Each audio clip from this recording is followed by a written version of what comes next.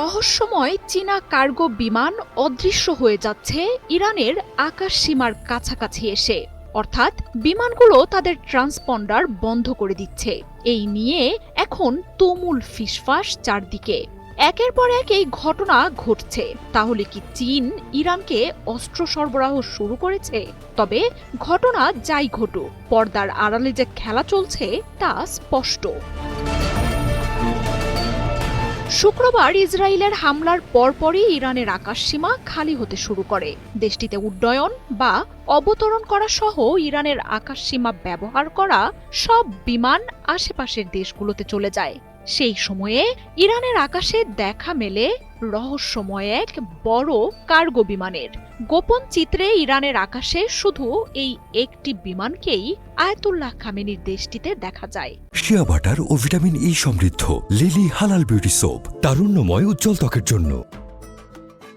খোঁজ খবর নিয়ে জানা গেছে ইরানে অবতরণ করা বিমান শি জিনপিং এর দেশ চীনের।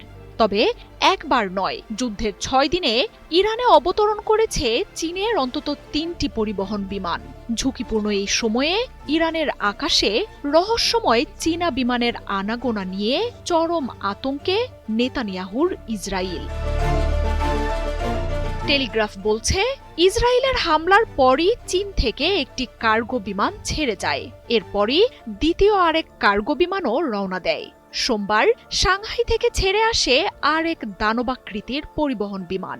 টানা 3 দিন চীনের 3 শহর থেকে ছেড়ে আসা এসব বিমান দেশটির উত্তরাঞ্চল দিয়ে উড়ে এসে কাজাখস্তানে প্রবেশ করে।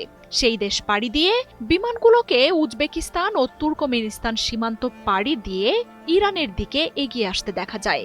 ইরান সীমান্তের কাছে আসার পরই রাডার থেকে মুছে যায় সেসব বিমানের চিহ্ন।